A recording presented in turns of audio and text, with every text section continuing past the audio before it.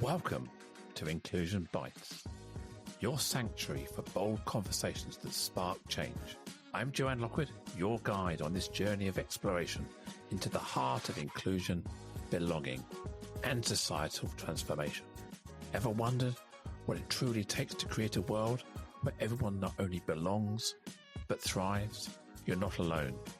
Join me as we uncover the unseen, challenge the status quo, and share stories that resonate deep within. Ready to dive in? Whether you're sipping your morning coffee or winding down after a long day, let's connect, reflect, and inspire action together. Don't forget, you can be part of the conversation too. Reach out to joe.lockwood@seechangehappen.co.uk to share your insights or to join me on the show. So adjust your earbuds and settle in. It's time to ignite the spark of inclusion with Inclusion Bites. And today is episode 106 with the title, An Ordinary Bloke with an Extraordinary Mission. And I have the absolute honour and privilege to welcome Stephen Whitton. Stephen is the founder, menable even, speaker and professional MC. When I asked Stephen to describe his superpower, he said it is spreading joy and saving the world one smile at a time. Hello, Stephen. Welcome to the show. Joanne, hi. And I'm so keen to get stuck in. I interrupted you. So apologies. Yes, it's absolutely, I'm delighted to be here. And that's my joyful radio voice. Or I could be an ordinary bloke and just go, yeah, thanks for having me. It's brilliant. It's going to be great.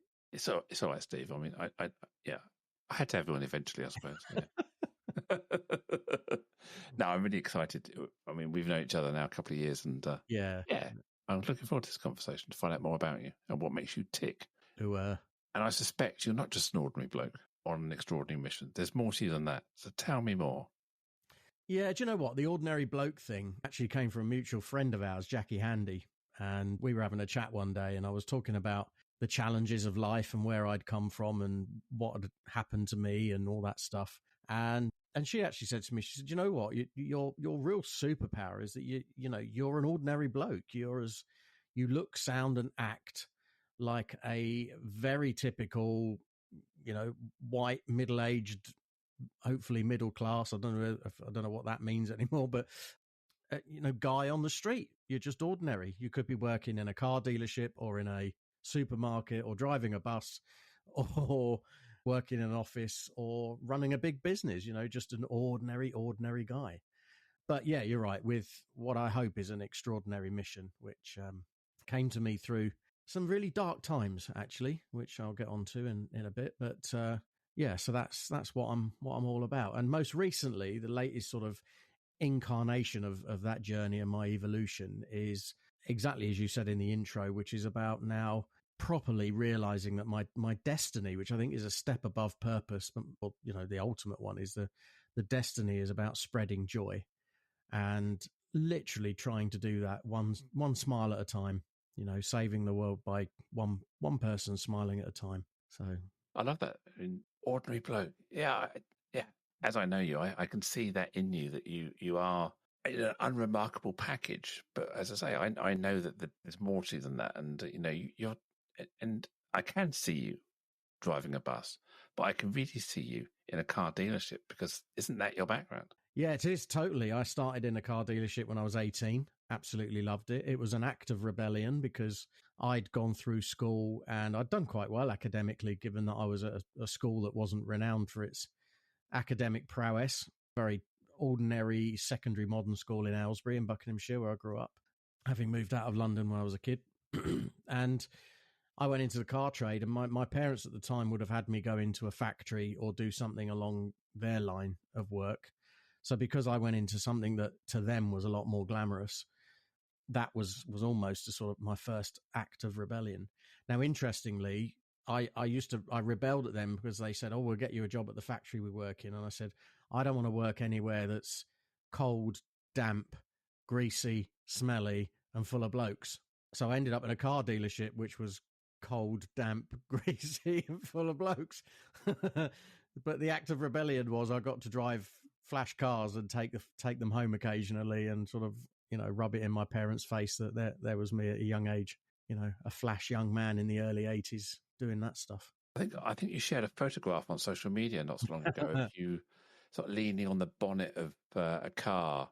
I think you put the caption, "Me in my younger days, same smile, just more hair," or something. I think it was I think it said something like 4 stone ago and a lot more hair. And it was a Ford Cortina that we had for sale on the forecourt, which kind of gives my age away a little bit as well. But yeah, and that's where it all started. And despite my protestations of wanting to get away from the car industry, it still kind of drags you back in. Yeah. It must give you a lot of life skills. You're quite a chatty, engaging, ordinary bloke. Yeah. And I guess the car dealership gives you that kind of background in talking the hind legs of a donkey and just engaging and talking, having conversations. Well, it did, but I think I look back on it now, and I think my main survival tactic as a child in what was a very vibrant, very opinionated, very working class family. And I mean, in the early days, my parents were very young when they had me. So we had to live with my grandparents, and they still had offspring that were living at home. So there was like this sort of big group of adults and one small child that learned very quickly, probably, that in order to get the attention, I had to be as gobby as some of the adults. And so I think by the time I was 6 or 7, I was probably quite an irritating, precocious little child. If I saw walking around a shop now, I'd walk away from. But yeah, so I think that's where it started. And I think the car industry then just promoted that and gave me a platform to be even worse. Was it mainly kind of dealerships for big manufacturers, or was it the car showroom on the corner pumping out the sort of the canardlies, if you like? Yeah, it was worse than that. It was not quite a backstreet used car dealership, but it was a used car dealer in a village that had probably 15 to 20 used cars in stock, and we had a Skoda franchise as well, another part of the business, which was just down the road. And of course, back then, Skoda, but that was back in the day where it had a terrible reputation. It was one of those sort of Eastern Bloc countries that no one went anywhere near, except unless you wanted to buy a brand new car and you had no money to buy it with. So we did quite well with that. But then, yeah, I moved out of the motor trade for a couple of years and then went back into it, working for Vauxhall Finance, which is owned by General Motors. So Vauxhall's own finance company, doing collections and debt recovery and stuff like that. And they must have thought, well, this guy's got some good dealer background, we'll make him an area manager. So I became the youngest area manager they'd ever had, and driving around in my Vauxhall Carlton. Don't know if you remember those. I got that as a company car. So there was me. I think I was like 22, 23, and I was driving around the Vauxhall Carlton. I thought I was Billy Big Watsits, and which of course then it rubbed it on in my parents' face even more. Was that debt collection and repos and stuff, was it? That's what I started off doing with them. And then after a year, I got promoted into an area manager's job. And I just did not have a clue what I was doing. I mean, it was shockingly bad, really. Arse from elbow is an understatement. I just did not have a clue. How I blagged my way through that is anyone's guess. But hey, I looked good. I was driving a lovely car. I eventually the light bulb did go on eventually, and I did get to work out what I was doing. And then that progressed me into another 10 or 11 years working in that kind of environment before I stepped out and went self-employed and started doing training and all that sort of stuff. And then, of course, as you know, training to the motor industry. Yeah, predominantly, which was, again, despite my protestations, I always think, at the time I was like, well, I want to get out of the car industry, but the more you do, the more you realize that your credibility is within that one sector in the main, doing that type of work anyway. And actually, when you go into other organizations, you think that, it's the same crap, different wallpaper, basically. Tell me a bit about Enable, because that figures in sort of towards the end of your story. Then we can figure out how you got from where you were to there, and talk a bit about the joy. How did you discover that you needed to bring joy to the world because you didn't necessarily have it yourself? Is that how it ended up? Well, yeah. I mean, this is the bit where it takes a bit of a dip. So brace yourselves. Effectively, what happened was, I go back a tiny bit. I knew as a teenager. Bear in mind, I was a teenager in the early 80s, sort of 81, 82, that I knew I was curious about my sexuality. But back then, we didn't talk about it. And those that did came out fully as gay or hid it and didn't say or do anything. But I know that there were other boys of my age that were curious as well. And, because of the sort of, dare I say, heteronormative part of that, managed to create a life that was normal in the face of the society, if you like. So project forward 30 odd years working in the car industry. I'd got married, and I met and married the prettiest girl in the village when I was working in the car dealership. We got married very young. We had 2 children fairly quickly. We had the mortgage, we had the house, we had all the bits and pieces. And the car industry and everything I was doing in it facilitated that. But working in that industry also meant that you were under pressure, stressed, anxious about where your next paycheck was coming from, how big it was going to be, and all that stuff. And with all that in mind, eventually that was a bubble that ended up bursting, and in the most unpleasant, horrible way that I can imagine. And, to this day, I still live with the regret and the hate for what happened there, and the remorse for what my now ex-wife and my one child in particular feel that I did by coming out, by declaring the truth and being authentically me. So 2020 was the year of the pandemic, as we know. Business fell over completely that I'd built up by that stage. My marriage disintegrated, my family broke up, and I came out at the same time. So it was like, well, there's nothing else that can go. What could possibly go wrong now? Or we'll just throw bankruptcy into that mix as well. Oh, hang on a minute. Here comes a solicitor with some divorce papers. That'll do the trick. But yeah, so that's where I went. And then during the course of 2020, I realized that I wasn't the only person of a certain age in the car industry that had those issues. So I reached out to some leaders and said, look, got this idea. I think we need to support our colleagues. What do you think? And immediately picked up some fantastic supporters and some great people who became advocates and ambassadors for us. And so that's how the Men Able movement began. So does that answer your question? Yeah. So you say you look back on it and it was a dark time and things didn't go as smoothly as you'd hoped. You said you had some sort of regrets, or certainly around your family, if you like. So on reflection, what could you have done differently, or where did it go wrong? Was it the stress you were under? Was it just...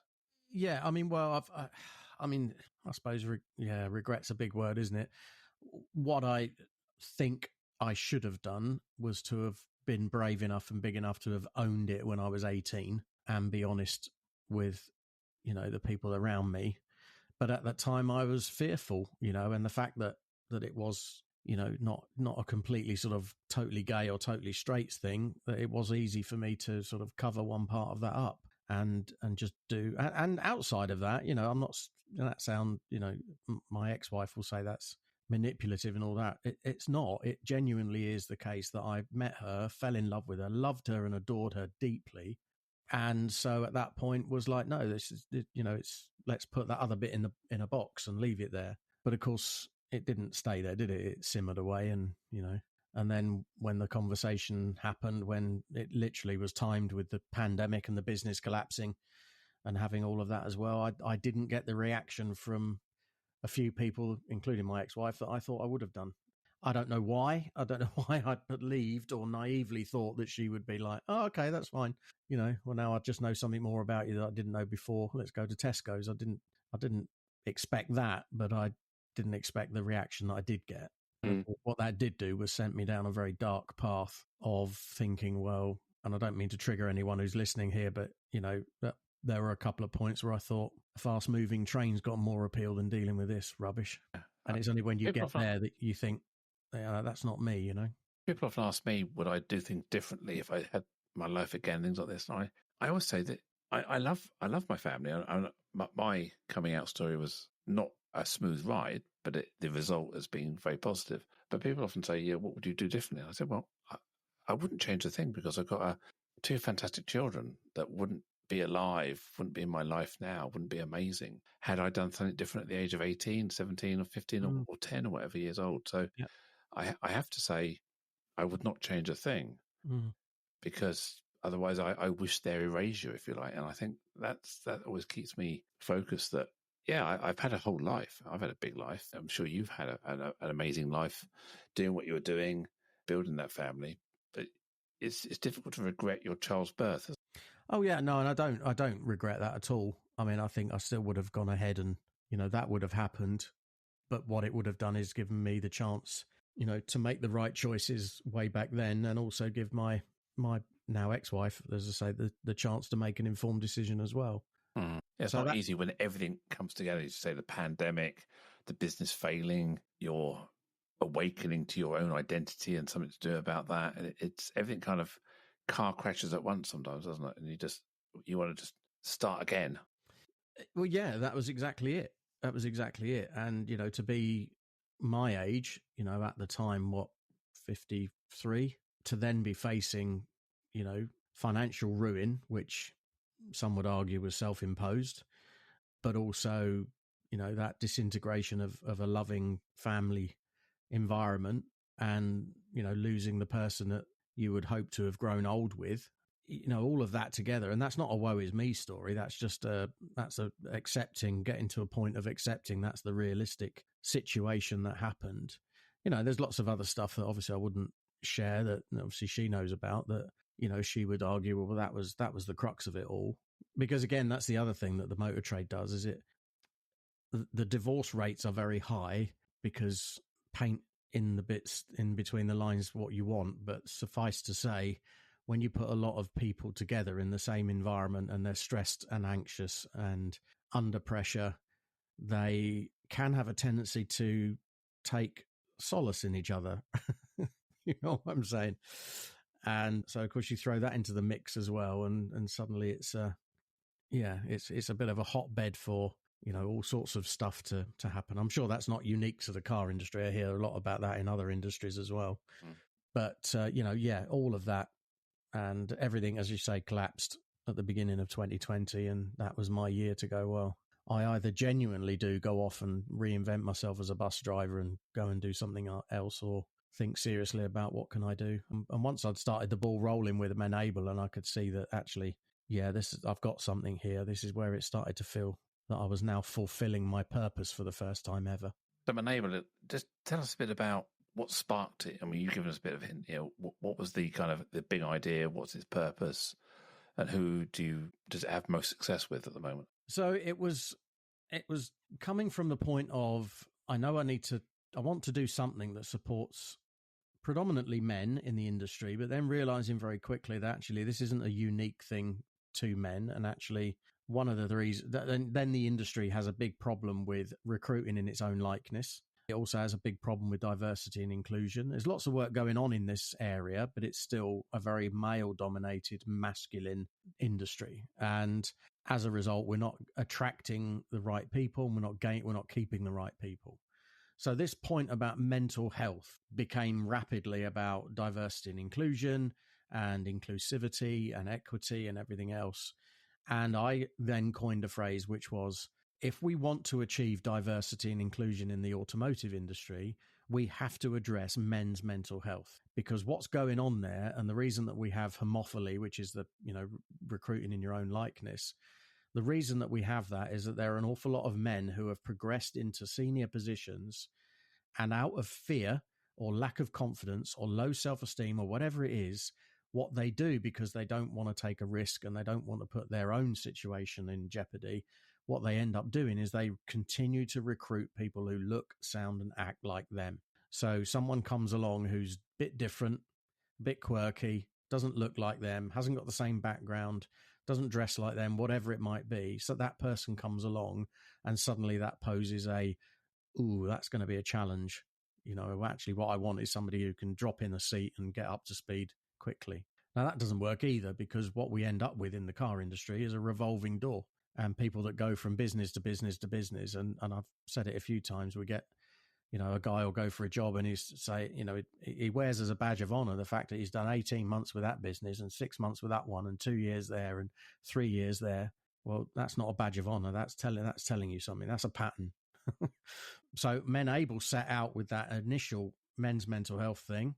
rapidly became about diversity and inclusion. As rapidly now we evolved that to become about mental wealth, not mental health, because that's about everything around getting people to have the right energy and the right approach to this. And like I said, in the most recent few days or weeks, we're starting to talk more about, well, what brings you joy? Let's not focus on the dark down stuff, because no one wants to talk about that, but let's focus on what you can do to be more positive and upbeat.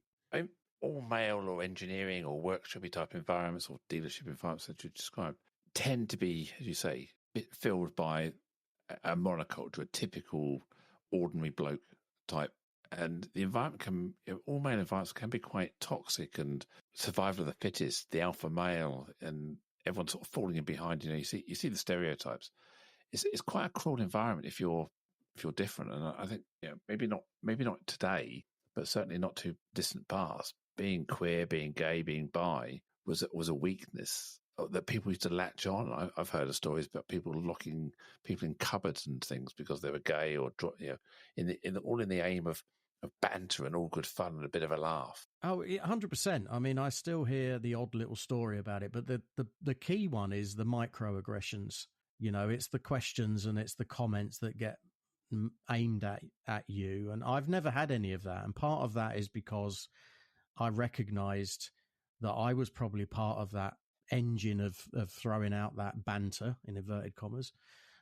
But also that ordinary bloke thing is actually, I use that to effect, because I'll start off a talk or a conversation with a group and I'll just act and look and sound as I am, but I'll wear a pink shirt with matching socks and pink laces, and notice that one or two people in the room have clocked that and go, hang on a minute, this guy's a bit different. And then I'll flash my rainbow bracelet and I'll, act up being a bit camp and throw a few gay innuendos in there and suddenly just say to them, look, I'm in the most masculine environment you could be in, but I really don't give a shit. I don't care. You can throw whatever you want at me, but just do not throw that banter and that stuff at a 17-year-old person, boy or girl, who's come to work in your business to do an apprenticeship because they want to, work with cars. And suddenly they find that they're in an environment where, that conversation over coffee. Oh, have you got a girlfriend then, Jamie? Come on, what you out on Saturday night? You're going to pull a few birds? And so Jamie now can't say, well, no, actually, because I'm gay and I've got a boyfriend, because the environment is too. If it's not toxic, it's certainly not safe to do that. If you are like I was, a 17, 18-year-old lad who, one, is questioning it, and two, thinks this is dangerous for me to, not dangerous in a physical harm way, although that could be the case, but dangerous certainly mentally. A really tough culture to kind of overcome, because it's so ingrained and so part of the way it is, if you like. And it's not surprised that you almost have to fix the problem before you can change the problem. It's that chicken and egg, isn't it? How do you dilute the culture with difference when difference is driven out? Well, you asked me at the beginning of that. I was conscious I didn't quite answer the question previously, which was about what successes are we having with that. The point is that where we got to was that to go out there and say, look, the culture needs to change. This is about culture, and I've got it was a great phrase used by a politician a few weeks ago, which is, no one likes the guy that shouts iceberg. And for the last 3 years, I've been that guy that's shouting iceberg, whilst parts of the car industry have been, well, let's just get our deck chairs back in the right place, on a sinking ship sort of thing. And as a result, we're now talking about, we're not recruiting enough people. We're not keeping the right people. We're not doing this. We're not doing that. So one of the things that I did with Men Able was created an accreditation program called Wellbeing Winners. And what we do with that is we go in and we do an assessment, and we look at this from a perspective of well-being. Now, one of my great supporters actually said that the problem you've got, Steve, is that you're going to an industry with a solution to a problem they don't perceive they have. And I was like, wow, yeah, that stuck with me, because the point is what they do, and there's a charity that the industry relies on. They're great, they do a great job, but what we've got is big companies that will happily pay big lumps of money to them every year and put posters on the wall saying, if you've got a problem, ring this number, or they'll have a charity cake sale or whatever it might be. But what they're not getting to is the crux of the issue, that at a management level, you're still employing guys like me who were or are aggressive bullies, have got to take the wrong kind of approach, if that makes sense. Now, I like to think that's changing, but it's not changing quickly. Yeah, I've done some work with big organisations, the defence contractors and car manufacturers, and they have a very similar problem with the shop floor, the hourly paid as opposed to salary people.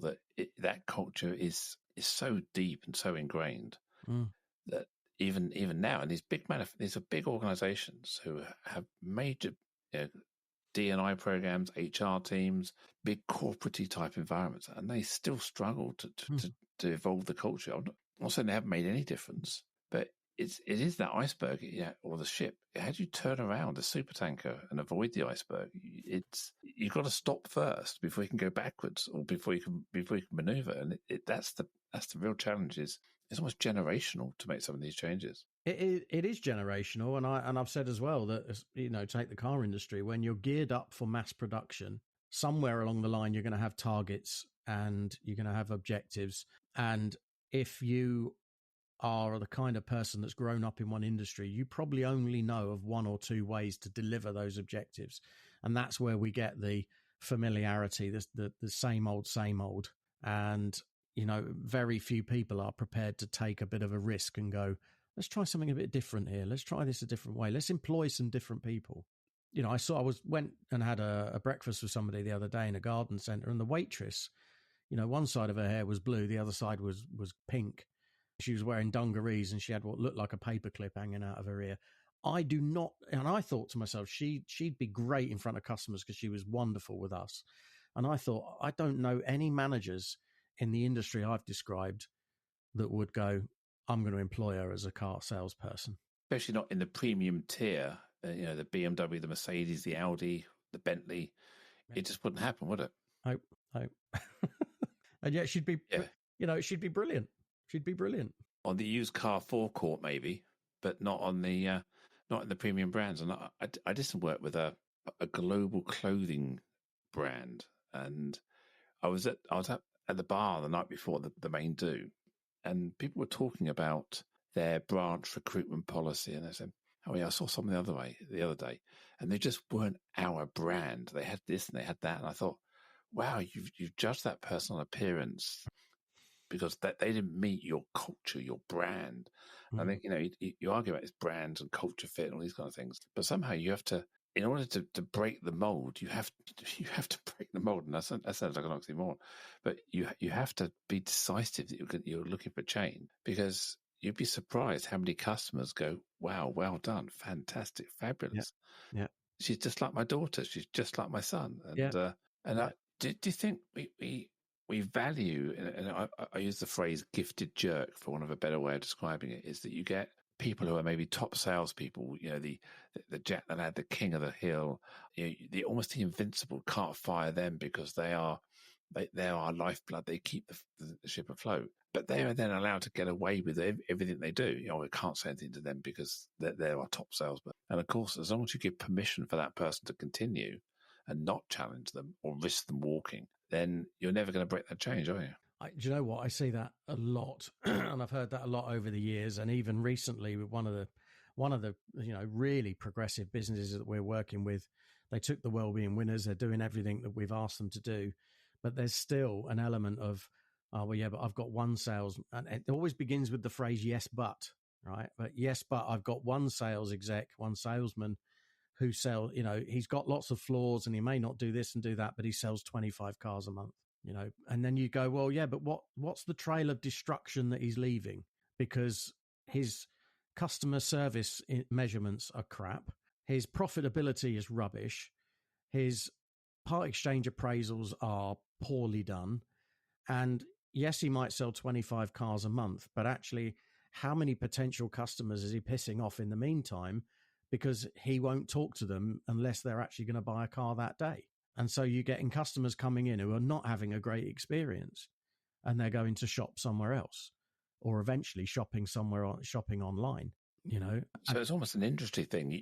You as an industry have got to call that out. And make an independent stand and say, yeah, this It's not person okay. isn't working, and No. then give them a bad reference. Yeah. Yeah, but it's an iceberg. I know. Yeah, I know.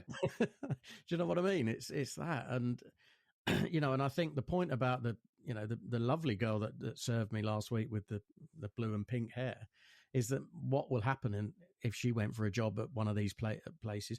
And I got to say, not all, because there are a lot of very progressive ones that, they're not, I'm tarring them all with the same brush. It's not all the same. But the vast majority would look at her and they wouldn't embrace the difference. They'd see the deficit, which is a phrase that I think Harvard used around this whole thing about DEI. And I love that. I just think that is so true, that we don't embrace what's different and unique and beautiful about this person. All we see is there's a deficit. Yes, but I can't put her in front of customers because they will make a judgment. No, they won't. The 90-year-old bloke who comes in and she doesn't look anything like he's used to, well, if they're gonna make a judgment, they're gonna make a judgment about anything. So they're going to make a judgment about a girl with pink or blue hair. Equally, they're going to make a judgment about a 57-year-old guy with pink socks and pink laces, which is why I do it. When I first came out, going back to 2007, so it's 7 odd years ago, I was scratching around looking for some income, as you do when you first go out on your own. I was one of my network called out for looking for an associate who could help them with this workplace ergonomics, where you measure the chairs and you get people to sit at their desks, right? And you can lower things and raise things to get the right furniture. And she wanted to build up a little team of people who could do the ergonomic assessments for her. So she put a shout out on Facebook or her network, and I said, "Oh, I'd have to give that a go. I fancy a bit of that." And a few weeks later, she wrote back saying, "Joe, can we have a coffee?" I thought, "Oh, great."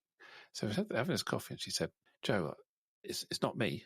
It's not me. I think you're great, but I'm worried about my customers. What will they think of you if you turn up?" I went, "Well, what do you mean?" She said, "Well, you're trans, and what if they won't tell me that there's a problem. They'll just stop buying from me because of you." And I said, "Well, that's in your head, not in their head." And I coined this phrase: it's discrimination by proxy. It's not me. It's what other people will think, and it will reflect on me. Actually, it's their own insecurity. And I said, "Well, how about let's flip that around? What if they go, 'Wow, you got Jo. She's amazing. We've got trans people as well. We've got queer people. You're brilliant. You sent me into a university. You sent me into a public sector. Someone with a great D&I policy. So you just frame me as a challenge, not as an asset, as someone who could potentially turn customers on and not off." And she was so blocked by what will people think of her, because it reflected on her. And I think a lot of D&I hires, you can trace back to that. If I hire a queer bloke, well, they think I'm queer, type thing, isn't it? Sort of, what's wrong with you if you hire someone who's queer with pink socks? Yeah. And I still see elements of that, pockets of that. I mean, in the last year or so, as you know, because I've talked to you about some of this, I've done some bits and some events and some keynotes and emceeing some conferences where I've been very open about it. I talk openly about my TikTok handle that I created was the bisexual granddad. Well, some people will like that, some won't. That I use a bit of innuendo occasionally, and some of that's a bit close to Julian Clary-esque type of innuendo. And I have a very firm view that if I use an innuendo and someone takes that to mean have a smutty or dirty meaning, well, that's in their mind, not mine, and so that's got me more and more to a place of thinking, well, at the end of the day, I kind of screwed up the life that I had. That was on a trajectory to be looking and feeling everything like a typically successful, upper working class family kind of life. Screwed that up, lost the people closest to me, went down that dark route of I could just throw it all in if I want to, and got to a place of like, well, what choice have I got left now?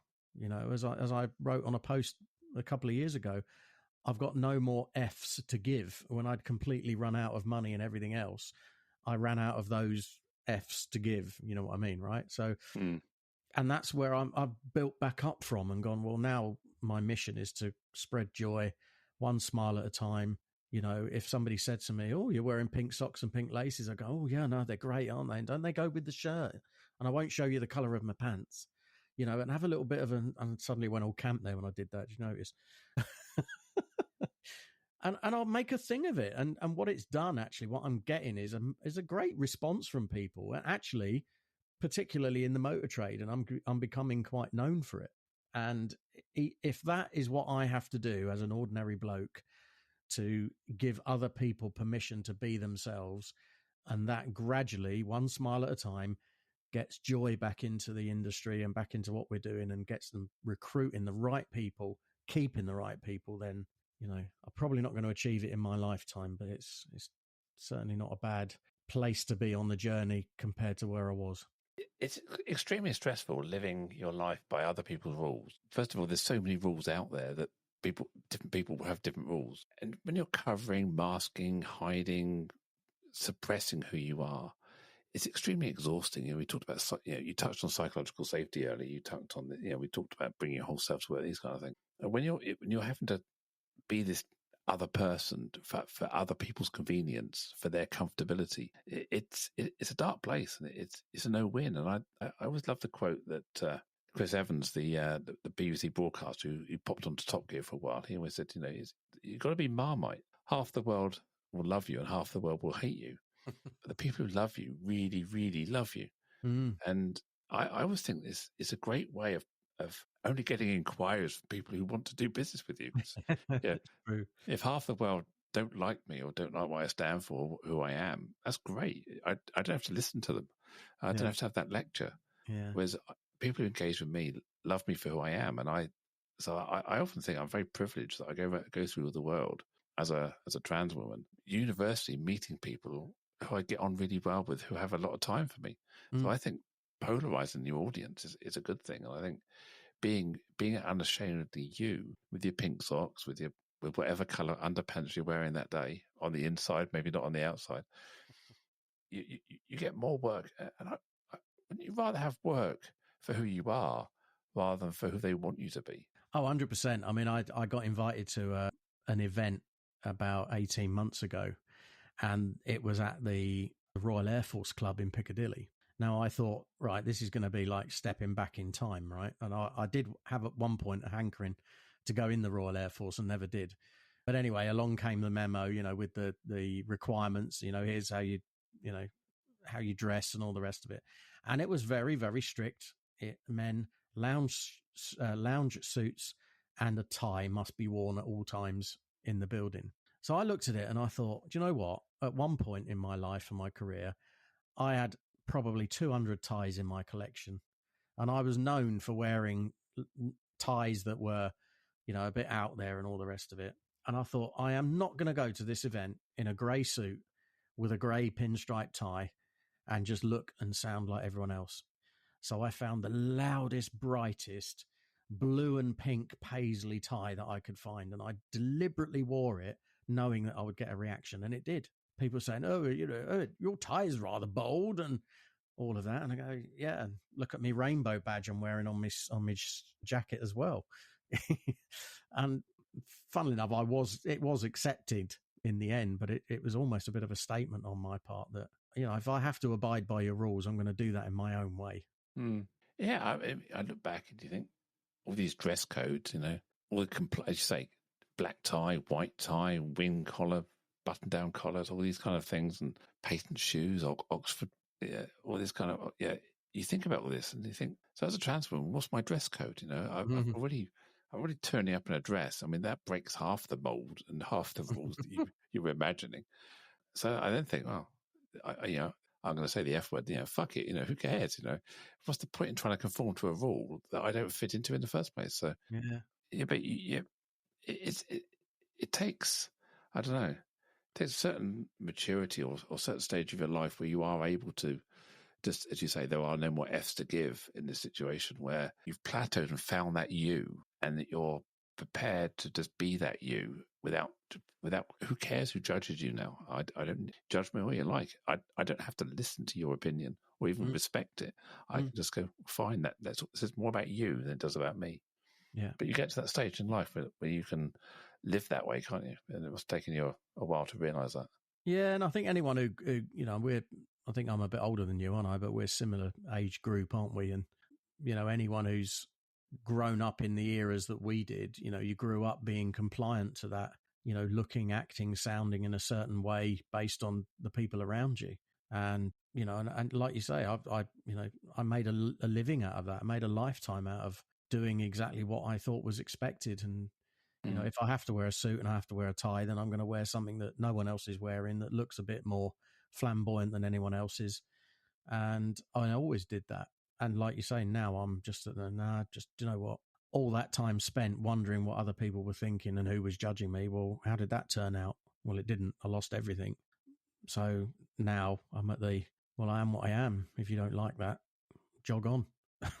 You talked about bringing joy to the world and how that is kind of your new passion. As you said, saving the world one smile at a time. How do you define joy? What does joy mean to you then?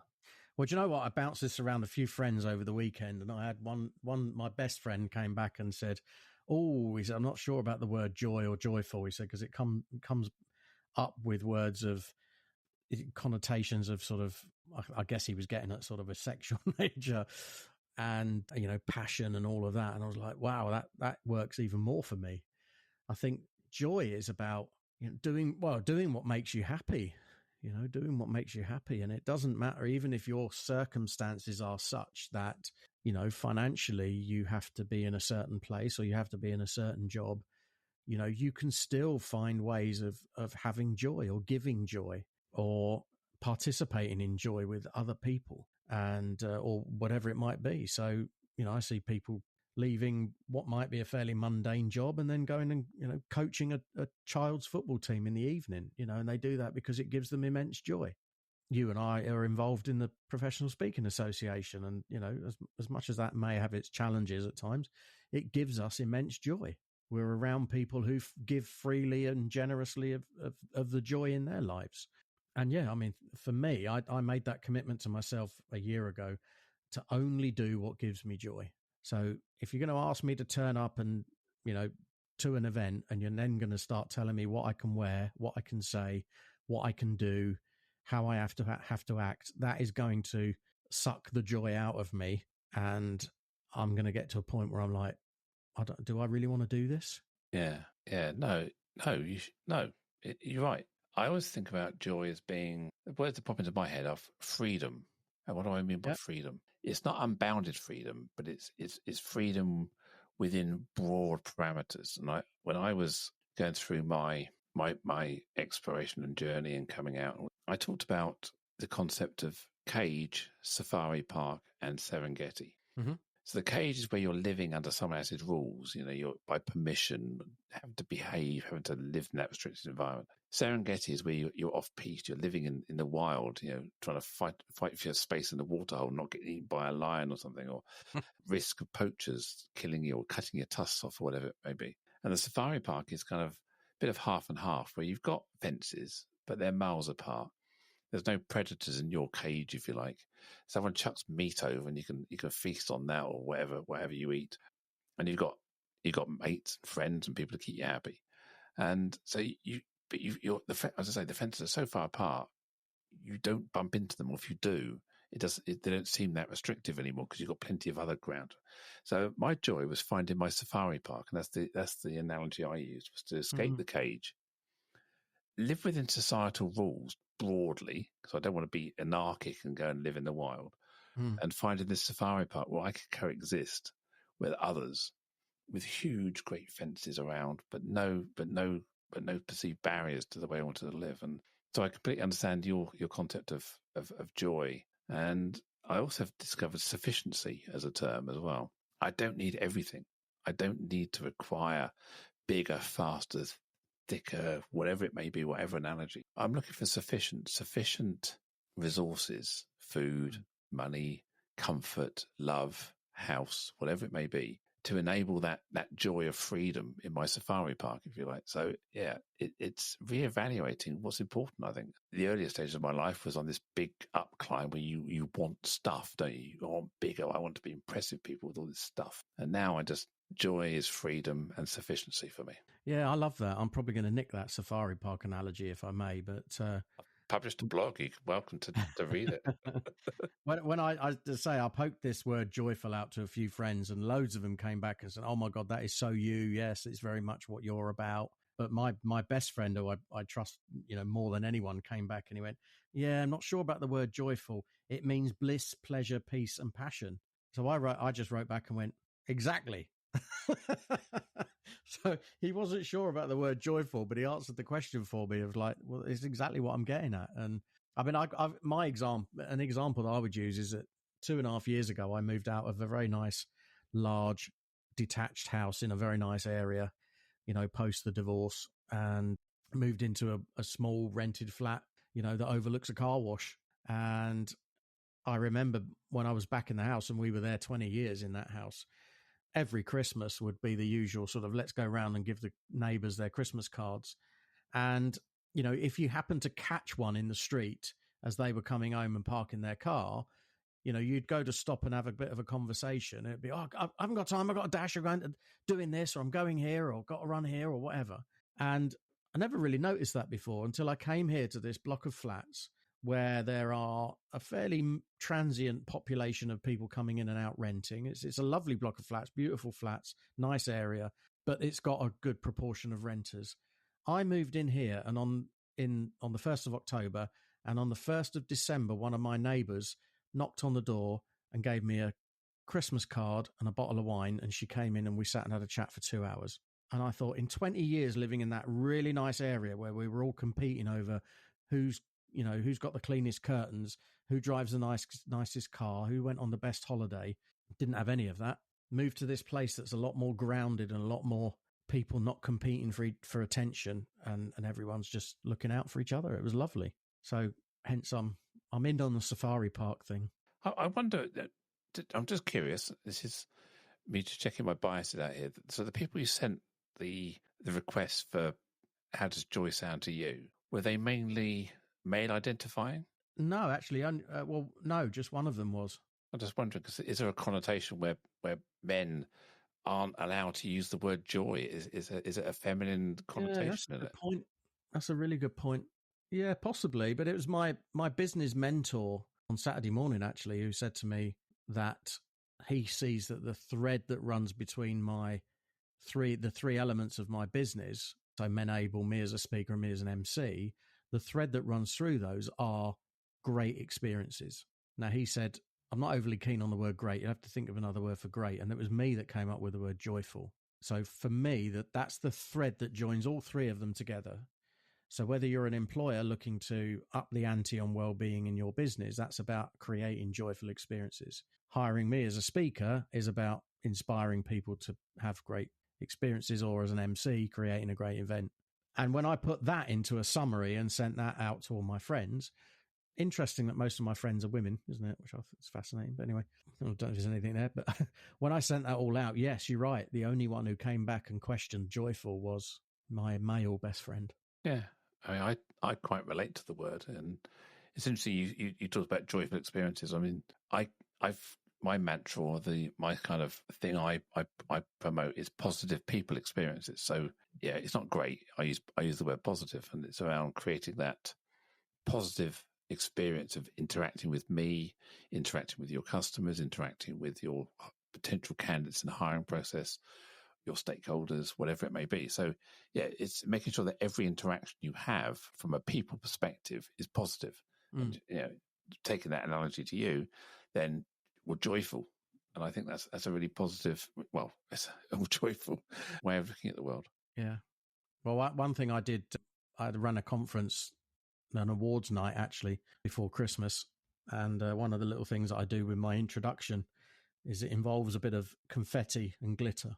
And the event company, I met up with one of them for lunch last week, and she said to me, the hotel were cursing you and still are, because everywhere they look, they keep finding your glitter and your confetti. And I said, I know, even on the night, although I just threw a handful of it up on stage, it went everywhere. It just seemed to find its way into the gents, all over the stairs, and so on and so on. So I said, well, that's what happens when you spread a little sparkle and a little stardust, right? Who knows where it's going to end up? Doesn't mean I'm going to stop doing it. I've seen you MC gigs and I've seen you on stage, and you always sort of reach into your suit pocket or your trouser pocket and you pull out some sparkles and cast them. Do you walk through life with glitter and sparkles in your pocket just in case? Well, more and more times I think to myself I should do, but there's going to be a place where I'm going to do that, and it's it's going to land in someone's coffee, or it's I'm going to hack somebody off. But yeah, it wouldn't be a bad thing actually. What a great experiment to try. I mean, try it on the tube or on a train, or maybe if you've got biodegradable sort of modern wedding confetti sort of thing that doesn't stain and doesn't damage the planet or something, maybe. Yeah, no, all of this is. The only thing I would say is that my flat is also full of it, because obviously where I've done exactly what you've said and put it in the pockets of trousers and jeans and so on, is that I've now seemed to have it everywhere. So it finds its way into the washing machine and under furniture. It's bad enough if you leave a tissue in the pocket of a dress. Oh, I know. And wash that. I mean, imagine, sort of having sparkles in the pocket of all your trousers. Yeah, that's going to be a real colourful experience. Yeah, when you shake that out after taking it out the tumble dryer or whatever, it's Stephen, it's been absolutely fascinating. I mean, I'm glad we're friends, and I'm glad we get to see each other on a regular basis. So it's been an honour to have you on the show today and hear about you bringing joy. And you may say you're just an ordinary bloke. I don't think you're an ordinary bloke. You have done extraordinary things. You've overcome extraordinary challenges in your life, and I'm sure you still will. And you've done that with a smile and with a purpose to bring joy. So thank you so much. How can people get hold of you? Well, thank you for your very kind words as well. And the feeling's mutual, Joanne. I think the world of you, so thank you for giving me the opportunity. But yeah, if anyone wants to get in touch, I'm all over LinkedIn, spreading stardust all over that platform at Stephen J. Whitton. That's Stephen with a PH, and Whitton is WHITTON. My website is menable.org. That's menable.org. Or my main website, which needs to change because it doesn't reflect the sparkly stuff that we've just been talking about, is stephenjwhitton.co.uk. So I'm very up for having chats and sprinkling a bit of stardust on whoever needs it. Thank you. As we bring this conversation to a close, I want to express my deepest gratitude to you, our listener, for lending your ear and heart to the cause of inclusion. If today's discussion struck a chord, consider subscribing to Inclusion Bites and become part of our ever-growing community, driving real change. Share this journey with friends, family and colleagues. Let's amplify the voices that matter. Got thoughts, stories, or a vision to share? I'm all ears.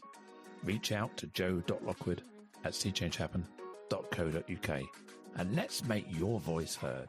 Until next time, this is Joanne Lockwood, signing off with a promise to return with more enriching narratives that challenge, inspire, and unite us all. Here's to fostering a more inclusive world, one episode at a time. Catch you on the next bite.